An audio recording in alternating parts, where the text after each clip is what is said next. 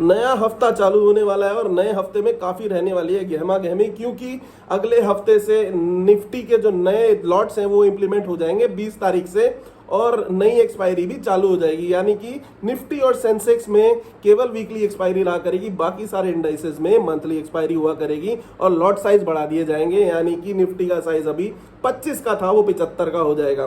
तो इससे वॉल्यूम्स में तो ऑलरेडी फर्क आना शुरू हो जाएगा और बाजार गिरना चालू इसी वजह से, ये भी एक वजह थी जिसकी वजह से गिर रहे थे।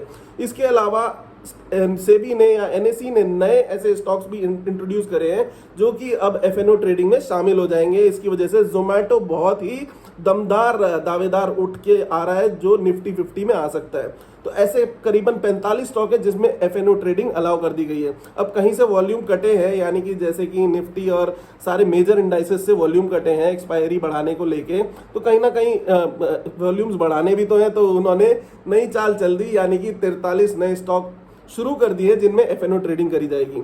इसके अलावा वर्ल्ड न्यूज में अगर आप देखेंगे तो डाउ जो है प्रॉफिट बुकिंग पे चालू हो चुका है। 400 पॉइंट नैस्डैक गिरा है, यानी कि यूएस का मार्केट, टेक हेवी मार्केट, जो कि 400 पॉइंट करेक्ट हुआ।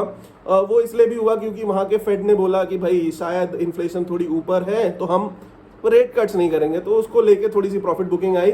कोई प्रॉब्लम नहीं है इसमें, वापस थोड़े दिन में ऊपर जाने की तरफ अग्रसर रहेगा यूएस का मार्केट, जो ट्रम्प प्रो सेवी America make America great again की वजह से अपने देश पे काफी ध्यान देने वाले हैं, तो टैरिफ वैरिफ वगैरह की वजह से, तो उस वजह से यूएस का मार्केट अभी कुछ टाइम तक यानी 2-3 महीने तक आपको अभी दिखेगा, शायद 46,000 तक डाउ जा सकता है इस साल में।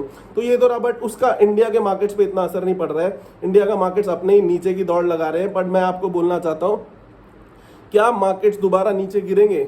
जी हाँ, मैं बोल सकता हूँ 5% का एक करेक्शन फाइनली रह गया है। वो केवल एक होगा जो कि आपका नीचे का फॉल्स ब्रेकडाउन दिखाएगा, वहां पर लोगों को कापा देगा, मतलब लोगों की हालत खराब कर देगा, और उसके बाद वहां से जो रिकवरी आएगी वो किसी के हाथ नहीं लगेगी। और उसमें जो सेल करके अपने पोर्टफोलियो खाली करके निकले हैं उनको वापस मौका नहीं मिलने वाला है जब वापस मार्केट ऊपर की तरफ बढ़ेगा। आप बोलेंगे ऐसा क्यों है? ऐसा इसलिए है कि मार्केट में कुछ भी ऐसा नहीं है कि भाई इतनी बड़ी न्यूज कि इतना मार्केट गिर जाए। हाँ, जो कि हमें नहीं पता है। अगर कोई सरकार से रिलेटेड, जो कि मैंने पिछले वीडियो में बताया था कि शायद अगर सरकार में कुछ कमी है या सरकार गिरने वाली है, तभी ऐसा इतना बड़ा ड्रास्टिक मूव नीचे को आ सकता है। वरना अगर अंदर खाने कोई न्यूज नहीं है तो ये मेजर करेक्शन हो चुका है 10% का, वो भी निफ्टी में हुआ है। स्टॉक्स में तो आप देखेंगे 30-40% तक का करेक्शन हो गया है। रिलायंस जो है 15 से 20% तक करेक्ट हो गया है, इतनी बड़ी कंपनी। और वो स्टारलिंक इंडिया में आने वाला है तो शायद उसका भी नशा है थोड़ा सा लोगों के अंदर, तो रिलायंस का जियो की वजह से उसको गिरा रहे हैं। बट जो मार्केट हो चुका है 10 से 11% करेक्ट, मेरे ख्याल से 1-4-5% का मूव और नीचे आ सकता है, जहां पर कि जो छोटे मोटे रिटेलर्स बेचारे उनके दिल टूट चुके हैं, उनकी आत्मा भी टूट जाएगी इसके बाद। और उसके बाद जो ऊपर की तेजी आएगी उसमें आप और हम अगर जरा भी सावधान नहीं रहे, इतनी तेज वो मूव होगा ऊपर का कि कोई नहीं पकड़ पाएगा उसको, और वो बड़े लोग FIS घुस के उस चीज को इंप्लीमेंट कर देंगे और ऊपर की तरफ मार्केट ले जाएंगे। और पहला रेजिस्टेंस रहेगा 24,500 का, जहां पर दोबारा प्रॉफिट बुकिंग आ सकती है। तो 24,500 मुझे कुछ ही हफ्तों में, कुछ एक डेढ़ हफ्ते में ही मुझे 24,500 का लेवल दिख रहा है, एक छोटी सी गिरावट नीचे के बाद। ये तो मेरा एनालिसिस है, बाकी आप अपना मार्केट में देखिए कैसा क्या चल रहा है। तो फिलहाल तो मैं ये देख रहा हूँ, अभी CLS एक ब्रोकरेज फर्म है जो कि अपने स्टांस चेंज करता रहता है, और उन्होंने दोबारा अपना स्टांस चेंज किया है। CLS काफी बड़ी नामी जानी कंपनी है। अभी उन्होंने यू टर्न लिया है कि भाई चाइना मार्केट से पैसा वापस इंडिया की तरफ आ सकता है विदेशी निवेशकों का, क्योंकि चाइना का जो स्टिमुलस, यानी कि उन्होंने एक पैकेज लाने वाले थे कि भाई हमारे मार्केट में इन्वेस्ट करिए, हम अच्छा करेंगे, वो कुछ खास नहीं हुआ है। तो उस वजह से जो आप देख रहे होंगे, मेटल जो चाइना से इंपोर्ट होते हैं, मेटल ज्यादातर डिराइव चाइना से ही होते हैं, तो मेटल्स में खासी गिरावट देखी गई उसके बाद, जो स्टिमुलस इतना अच्छा नहीं आया। तो चाइना में जो पैसा जाना था वो अब मुझे ऐसे डाइसी ही लग रहा है, वापस इंडिया की तरफ CLSA के हिसाब से वापस इंडिया की तरफ पैसा आना चाहिए, जो कि इमर्जिंग मार्केट में पैसा घुसना है। तो इंडिया फेवरेट हॉटस्पॉट है। अगर कोई अंदर खाने न्यूज नहीं है या फिर अंदर में कुछ ऐसी गहमा गहमी नहीं है जिसकी वजह से इतना मेजर करेक्शन हो जाए, अभी आप देखेंगे मार्केट जो है 200 DMA पे टच हो चुके हैं। 200 DMA आपको अगर समझाऊं तो पिछले 2 बड़े इंस्टेंस पे 200 DMA से मार्केट ने रिवर्सल लिया था। पहला था रशिया यूक्रेन का युद्ध, और दूसरा था आपका इलेक्शन डे लो, जबकि 21,200 या 300 पे मार्केट ने दोबारा टप्पा खा के ऊपर लिया। और तीसरी बार परसों में 200 डेमा निफ्टी ने टेस्ट किया है जो कि अभी खड़ा है मार्केट 23,400-500 पे, वहां पर 200 डेमा पे खड़ा है। और मिड कैप जो निफ्टी है वो हल्का सा तोड़ चुका है, बट इसके मुकाबले अगर बैंक निफ्टी देखेंगे उसमें तो सपोर्ट तक पहुंचा भी नहीं है और वो खासा रेजिस्टेंस दिखा रहा है गिरने से। कल ही वो जो परसों मतलब जिस दिन मार्केट बंद होने वाला था उसी दिन जो गिरना था वो उसी दिन गिरा, उससे पहले तो वो गिरने का सोच भी नहीं रहा था। तो बैंक निफ्टी में बहुत जान है, बट जो निफ्टी है वो थोड़ा सा कमजोर हो चुका है। मतलब 200 डेमा पे खड़ा है, कमजोर क्या 200 डेमा पे और इंपॉर्टेंट सपोर्ट पे है। यहां से एक और छोटा सा कैंडल बना के नीचे का थोड़ा सा फेक ब्रेकडाउन करके वहां से मार्केट में हरियाली आनी चाहिए, और वो हरियाली ऐसी होगी जो आपके और हमारे पकड़ में नहीं आएगी अगर हम सावधान नहीं रहे।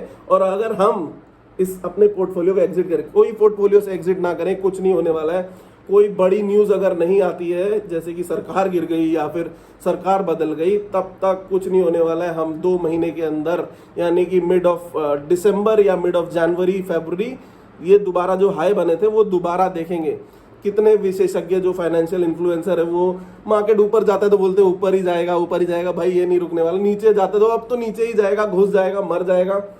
ऐसा कुछ नहीं होता है, ट्रेंड बदलते हैं मार्केट्स में। और जब ज्यादा करेक्शन हो जाता है तो एक 10% का करेक्शन माना जाता है। 10% से आगे मतलब कि हैवी रिसेशन तक का खतरा माना जाता है। मुझे ऐसा नहीं लगता इससे ज्यादा निफ्टी करेक्ट होना चाहिए, क्योंकि ओवरऑल स्टॉक्स में मिड कैप्स में 30-40% तक की गिरावट आ चुकी है। तो यही है अगले हफ्ते। इसके अलावा अगले हफ्ते क्या होना है, हमने अपना जो इन्फ्लेशन है वो थोड़ा बढ़ के ही आई है, तो इन्फ्लेशन की वजह से जो है आरबीआई के ऊपर खासा प्रेशर है, क्योंकि इन्फ्लेशन, फूड इन्फ्लेशन खास तौर पे आप देखेंगे तो 10% से ऊपर आ गई है। टारगेट 6% बोलते थे रिटेल महंगाई का, तो 6% से तो ऊपर ही है। रिटेल महंगाई आपकी 6.5% पे चली, फूड महंगाई 10% से ऊपर ही है। तो उसको कंट्रोल करने के लिए हम उम्मीद कर रहे थे कि भाई आरबीआई एक रेट कट लाएगा अपनी अगली मॉनेटरी पॉलिसी में, उसके बाद बाजार ने झटका देना था। बट अब रेट कट की उम्मीद नहीं लग रही है। बट काफी मिनिस्टर जैसे पीयूष गोयल जी ने बोला कि भाई रेट कट आरबीआई को करना चाहिए, कंजम्पशन बढ़ाने के लिए, कंपनियों को माल सस्ता बेचना चाहिए, हमें कुछ नहीं करना चाहिए। तो अब वो उन्हीं का स्टांस है, मेरे को तो समझ नहीं आया। सरकार बोलती है कंपनियों को माल सस्ता करना चाहिए और अफोर्डेबिलिटी बढ़ानी चाहिए, बट टैक्स में कौन देखेगा। अब शायद अगले बजट में ऐसा बोला जा रहा है कि टैक्स में शायद थोड़ी रिलीफ आ सकती है मिडिल क्लास को।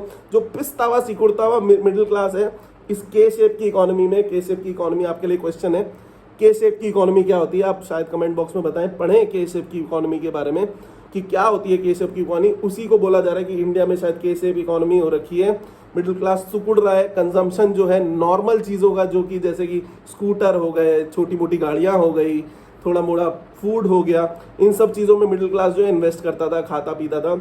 अब इनकी कंजम्पशन में कमी आ रही है। और जैसे बड़ी लग्जरी गाड़ियां हैं, महंगी चीजें, उनकी मार्केट में तो तेजी चल रही है। अभी जो त्यौहार हुआ था उसमें ऐसे त्योहारी सीजन था, उसमें गोल्ड जो है पिछले सालों के मुकाबले कम बिका है, पर चांदी ज्यादा बिकी है। तो मिडिल क्लास के पास अभी पैसा थोड़ा रह गया है। तो इस चीज को बढ़ाने के लिए नेता लोग क्या कह रहे हैं कि भाई कंपनियों को सस्ता करना चाहिए माल, बट उनको क्या करना चाहिए वो नहीं बता रहे हैं। तो वो सुनना काफी अहम है। मेरे को सुनने में आया कि अगले टैक्स में ये अनाउंसमेंट हो सकता है कि आपका जो इनकम टैक्स है उसका ब्रैकेट बढ़ाया जा सकता है। वो अगला बजट जब आएगा तब आएगा, तब तक तो 10 फेयर बदल हो जाएंगे, तब तक क्या होना है क्या नहीं होना है। तो अगले जो क्वार्टर के रिजल्ट्स हैं वो दोबारा से अहम हो जाते हैं।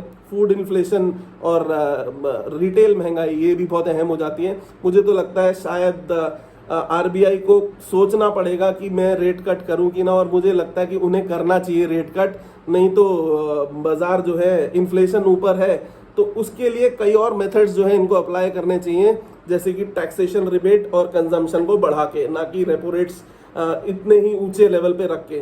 तो यही है इस टाइम का। अगले हफ्ते में शायद एक आधी और गिरावट देके मार्केट ऊपर जाना चाहिए, 24,500 का लेवल दिखना चाहिए। वहां से हमें प्रॉफिट बुकिंग के बारे में ट्रेडिंग सेगमेंट में सोचना चाहिए। इन्वेस्टिंग सेगमेंट में थोड़े दिन शांत रहिए, आराम से रहिए। आपको एसआईपीज शुरू करनी है, एसआईपीज करिए। एसआईपीज में कमी मत आने दीजिएगा। जैसे कि आपके जो भी म्यूचुअल फंड्स हैं, इंटरनेशनल म्यूचुअल फंड हैं, आपके कॉन्ट्रा म्यूचुअल फंड्स हैं, फ्लेक्सी कैप्स हैं, और आपके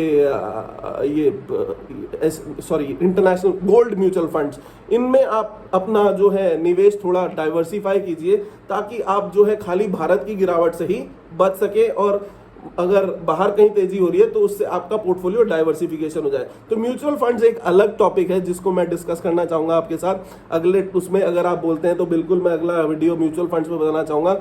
उस म्यूचुअल फंड से आप कैसे अपने पोर्टफोलियो को डाइवर्सिफिकेशन कर सकते हैं, ईटीएफ्स यूज करके आप अपने पोर्टफोलियो को कैसे डाइवर्सिफाई कर सकते हैं, कौन कौन से ऐसे म्यूचुअल फंड हैं जो हमारे पोर्टफोलियो को ऐसी भारत की जो गिरावट हुई है उससे बचा सकते हैं। तो क्या हमें अपने पोर्टफोलियो में निवेश करना चाहिए जिससे हमारा पोर्टफोलियो जो है हेज रहे, डाइवर्सिफाइड रहे और आगे बढ़ता रहे, और गिरे ना तो फिर थोड़ा सा, इतना ना भी गिरे तो थोड़ा सा जो है संभला रहे। तो कैसे हमें ये करना है, बिल्कुल अगला वीडियो मैं उस पर बनाना चाहूंगा म्यूचुअल फंड्स के ऊपर। कौन कौन से ऐसे म्यूचुअल फंड है जो अच्छा रिटर्न देते हैं और जो हमेशा कॉन्ट्रा रिएक्ट करते हैं मार्केट से। जैसे मार्केट गिर रहा है तो कॉन्ट्रा उसी को कहा जाता है जो एंटी मार्केट चले, मार्केट से अगेंस्ट में चले। तो यही है आज का ज्ञान, कुछ और है तो बताइए जरूर। धन्यवाद दोस्तों, जय हिंद, वंदे मातरम।